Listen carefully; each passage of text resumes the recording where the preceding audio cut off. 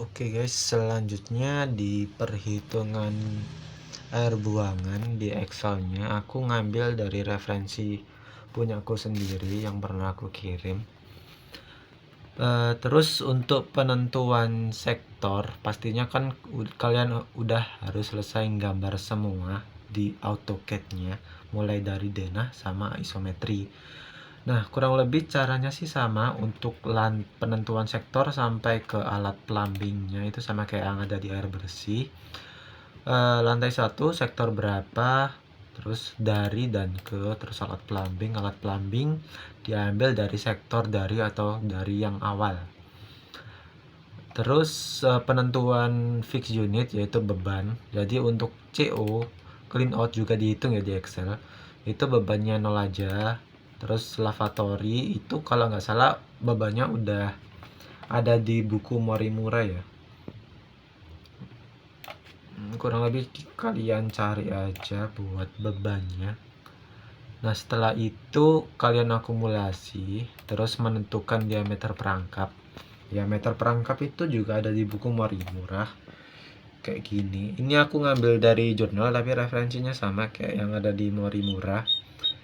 Jadi untuk alat plumbing kayak misal kloset ataupun lavatory ataupun yang lain, itu dia ada diameter perangkap sama diameter pipa buangan atau diameter pipa utama. Nah, contoh diameter pipa perangkap tuh dari alat plumbing menuju ke pipa utama. Nah, pipa perangkap tuh yang ini kayak WC4 ya, WC4 ke sini, masuk ke sini. Ini termasuk udah pipa utama sih sebenarnya. Ini pipa utama. Terus yang perangkap itu yang ini, terus juga yang ini. Nah, itu pipa perangkap. Jadi kalau pipa utama tuh pipa yang menyambungkan lebih dari satu alat plumbing. Jadi misal udah ada gabungan dari alat plumbing lain, itu sebenarnya udah masuk ke pipa utama. Itu. Tapi aku dulu itu ngambil pipa utamanya tuh yang ini aja. Jadi cuma pipa-pipa yang sekiranya yang panjang ini loh,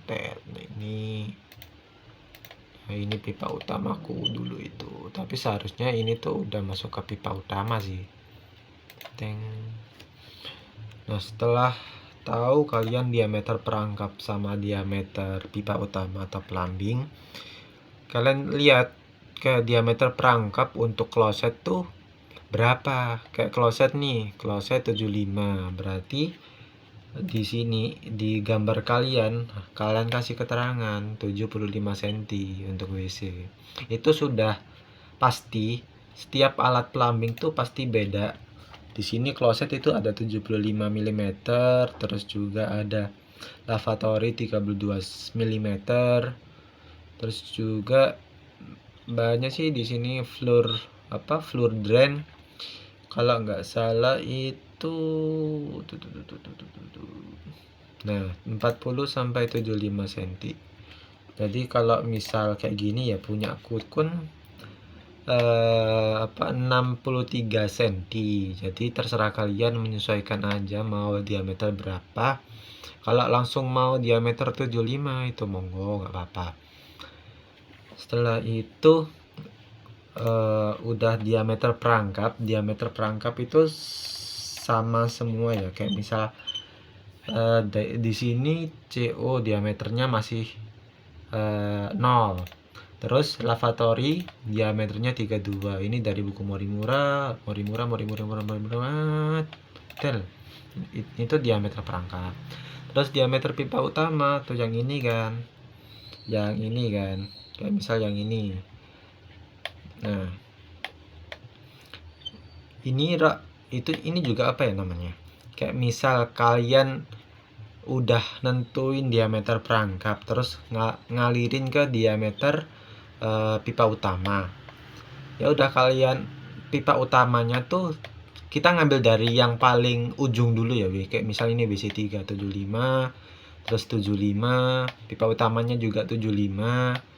Terus di sini ada 100, udah mulai 100 mm. Kenapa? Karena pasti ada tambahan beban alat plumbing di sini karena ada ketambahan dari urinoir, terus juga udah ketambahan dari WC sama floor drain. Jadi di sini aku tambahin untuk diameternya ke 100 mm.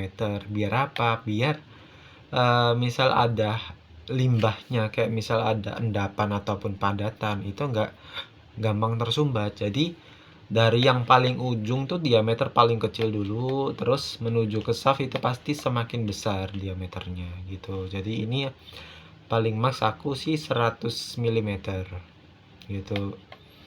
Jadi kalian harus ngitung dari Excel itu dari ujung dulu, tet. Oh, 32 bisa. Alat khusus perangkapnya dari lavatory 32. Oh, masih 32, masih aman lah.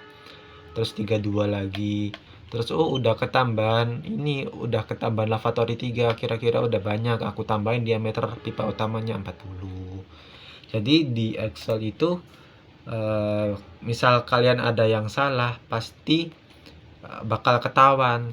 Jadi kalau diameter pipa utama tuh selalu dari yang lebih kecil ke yang paling besar. Terus elevasi pipa itu dibuat 0 aja karena pipanya itu selalu tersambung. Jadi cuma miring aja. Contohnya ini ada penjelasannya. Bentar. Nah, elevasi pipa plumbing diasumsikan 0 karena pipa disambungkan langsung pada alat plumbing. Jadi kalau misal langsung disambung berarti tidak ada elevasi. Elevasi itu tinggi atau jarak tanah sampai ke pipa, kayak gitu. Jadi elevasinya itu 0 aja. Terus diameter pipa perangkap dalam senti. Jadi sekalian apa namanya,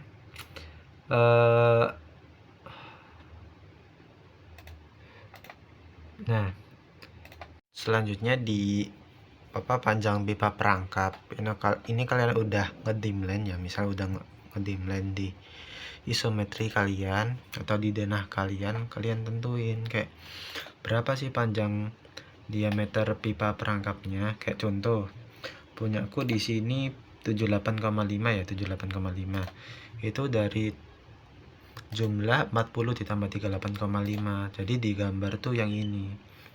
Nah 38,5 sampai ke 40. Jadi 38,5 tambah 40. Ini yang perangkap soalnya, pipa perangkap. Terus yang ini tuh udah pipa utama. Gitu. Mas ini clean out termasuk dihitung juga ke pipa perangkap? Enggak, tapi clean out itu udah masuk ke pipa utama.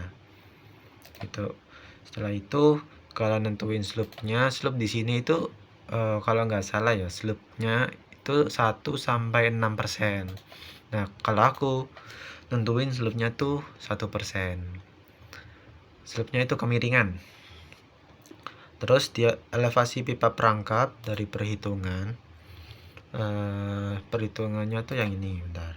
Nah, 0 dikurangi panjang pipa perangkap dikali 1%. Jadi persen elevasi kalian. Setelah itu kalian udah ngitung elevasi pipa, terus ngitung panjang pipa utama. Panjang pipa utama tuh ngambil dari pipa yang setelah dari pipa perangkap atau pipa yang menyambungkan untuk aliran alat plumbing ya. Jadi kurang lebih yang ini. Nah, 485. Nah, punya aku kan di sini 485. Terus ini ada 9 itu dari mana Mas? 9 itu dari pipa utama clean out. Pipa utama clean out nih lo 9 senti. Itu masuk ke pipa utamanya. Nah, setelah itu kalian hitung sendiri elevasi pipa akhir. Jadi rumusnya tuh ini. Ya kalian lihat sendirilah di laporanku ataupun di Excelku. Pasti di sini ada rumusnya. Elevasi pipa perangkap dikurangi panjang pipa PAP atau panjang pipa utama dari pada lavatory A1 ke lavatory A2 dikali slope. Itu guys, ya kurang lebih hitungan Excel gitu aja. Terima kasih.